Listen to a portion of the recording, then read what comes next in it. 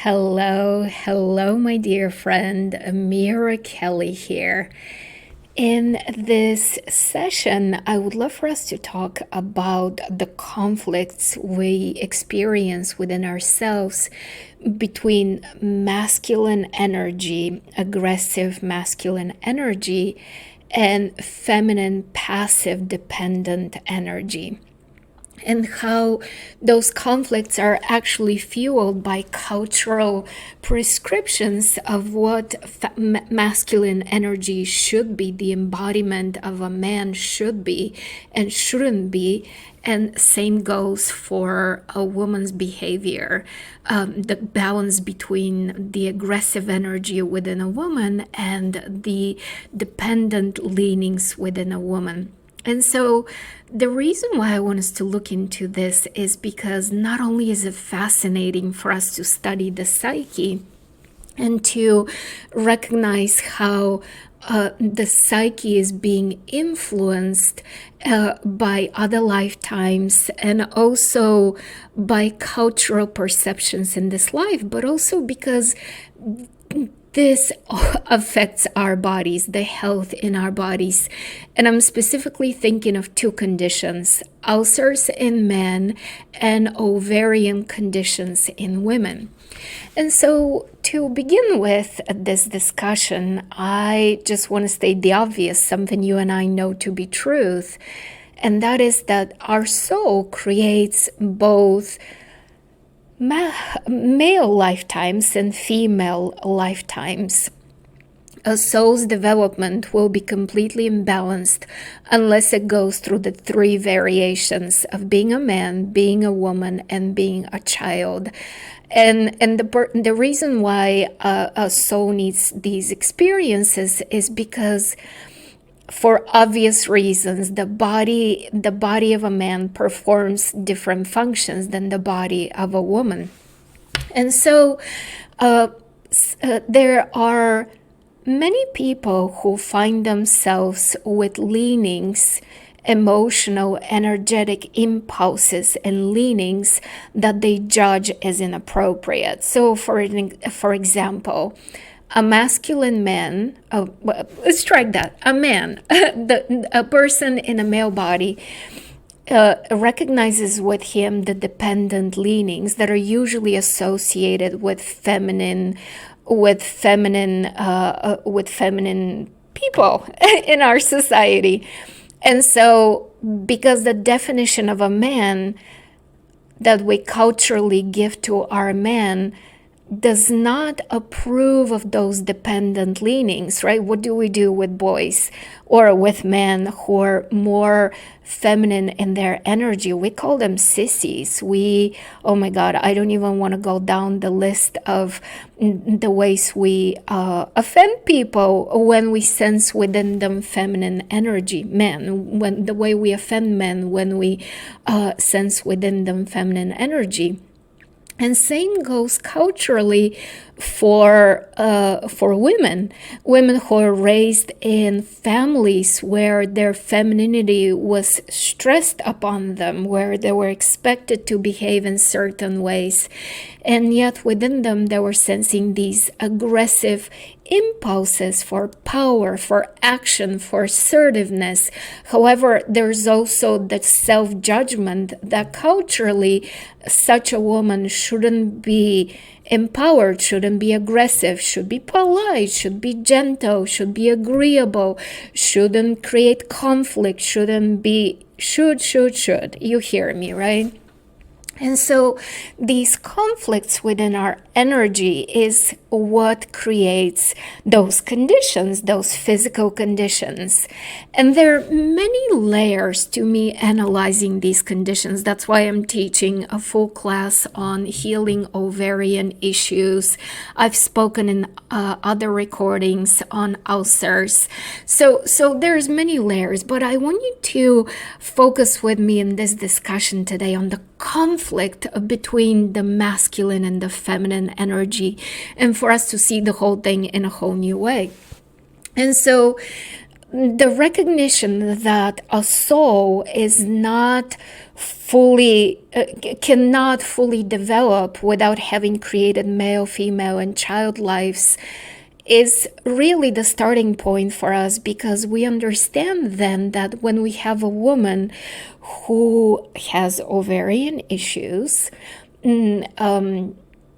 or just a woman who finds within herself these tendencies towards power and assertiveness and authority and forcefulness, and yet she curbs all of that, she holds it back. It's really important for us and for this woman to recognize that these leanings, these impulsive leanings towards action, towards aggression, are just a residue of lifetimes where the soul was a masculine in a male body. And so this is neither good nor bad. It's just an acceptance. I understand why this is happening. Same goes for a man who finds himself with feminine leanings, still attracted to the opposite gender sexually, but within his energy there's more dependency, there's more softness, there's more willingness for subconscious work and creativity. And so such a man shouldn't disown that feminine part of himself and judge those dependent leanings, but instead simply recognize that they're a residue of female-bodied lives that his soul has had. So the first step in this whole thing that I'm encouraging all of us to do is to just accept that this is how it is, accept that this is who we are. And this is the honoring of our soul's journey. This is the recognition that we're more than just this moment in time. We're more than just this one lifetime.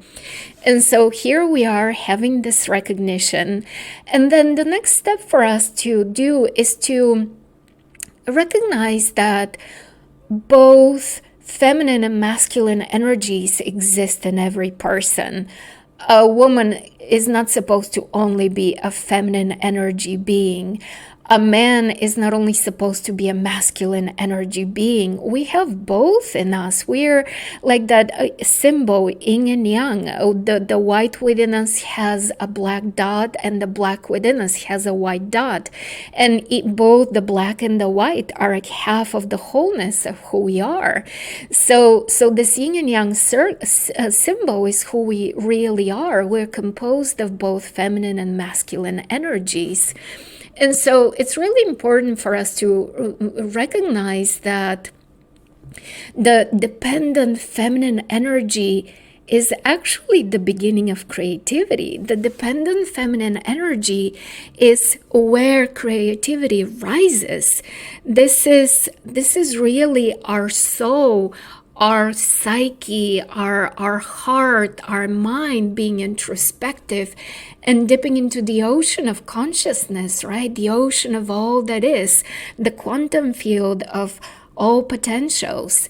And in that place of nothingness where all is born, the creativity arises. So the feminine energy in us is attuned to that creativity, is attuned to that soft focus.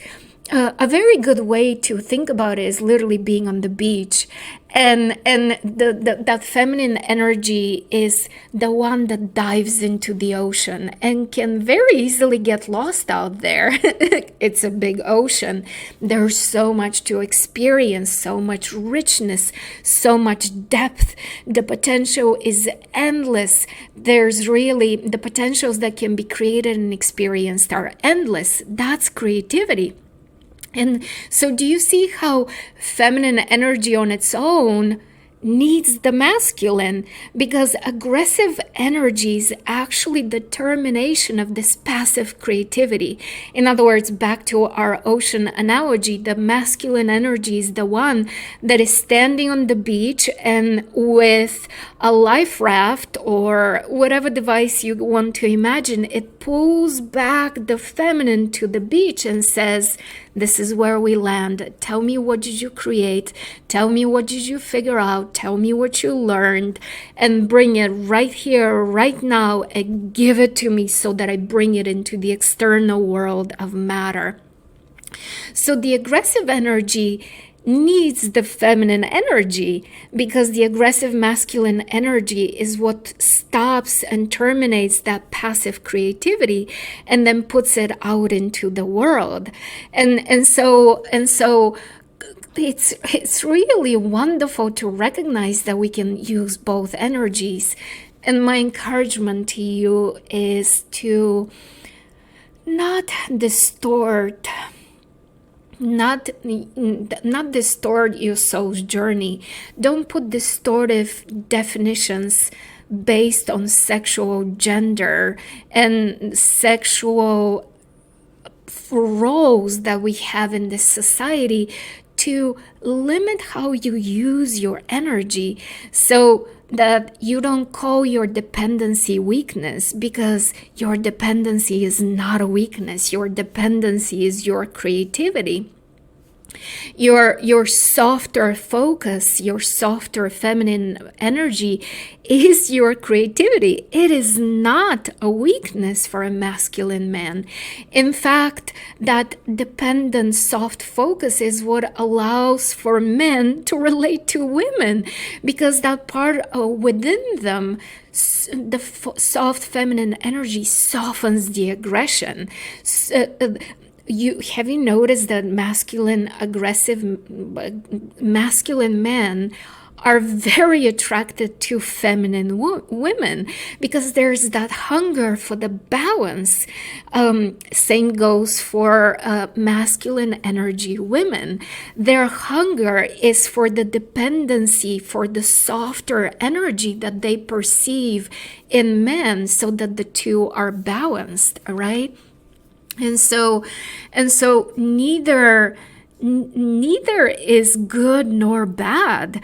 They're both necessary. Both energies, both dependency and aggression, are necessary for creation. And this is my message to you today. Accept where you are, and accept those leanings within yourself. If you are a masculine man who has been judging his ability to cry and attune emotionally, who has been judging his need for affection and love and a fulfilling relationship, I'm here to tell you, don't turn that into weakness. Honor that leaning into yourself, because it will lead you to a wholeness, a sense of balance within you. And same within women who are a feminine expression of the divine and of the divine energy, and yet there is a sense of wanting to do more in the world but feeling limited because of our power, right? That's how feminine we as women sometimes define that. As feminine women, our power is limited, that men are the ones who are aggressive and create, and we are not. We feel that leaning towards power, but we don't give it a full expression and trust. So I'm here to ask you, trust your energy, trust yourself, trust those leanings, don't label them as bad. And if you have those conditions, physical conditions, ovarian conditions, ulcers, reach out to me and see if you would like to work with me. And also definitely look into my program, my class on healing ovarian issues. And maybe someday soon I'll record one on healing ulcers. But for now, I'm here to celebrate our wholeness and to send you all my love. Bye for now.